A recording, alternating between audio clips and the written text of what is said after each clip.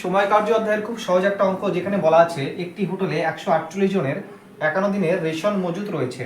তো সেখানে 9 দিন খাওয়ার পরে যদি 37 জন ওই বাসা ছেড়ে চলে যায়, তাহলে বাকি খাবার কতদিন চলবে? তো সবার প্রথমে কতজন ছিল? ছিল 148 জন। তো তাদের 51 দিনের খাবার ছিল, কিন্তু 9 দিন খাওয়া হয়ে গেছে। তাহলে কদিনের খাবার বাকি আছে?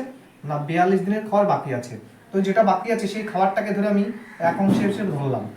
এইবার 148 জন ছিল, কতজন চলে গেছে 9 দিন খাওয়ার পরে? চলে গেছে 37 জন। তার মানে লোকটা পড়ে আছে এখন 111 জন। এই 111 জনের আর কতদিন চলবে এই সেম খাবার? মানে ওই এক অংশ খাবারই কতদিন চলবে? ধরি এক্স দিন। এখন এইভাবে সাজিয়ে আমরা কি করব? এটার সাথে এটা গুণ, এটার সাথে এটা গুণ, এটার সাথে এটা গুণ, এটার সাথে এটা গুণ, মানে ওয়ার্কের আগে গিয়ে রাস্তা চেঞ্জ করবে। তাহলে 148 গুণ 42 বাই 111 গুণ এক্স। এক গুণ করলাম না, কারণ এক গুণ করলে উপরে উপরে উপরে নিচে এক এক কেটে যায়।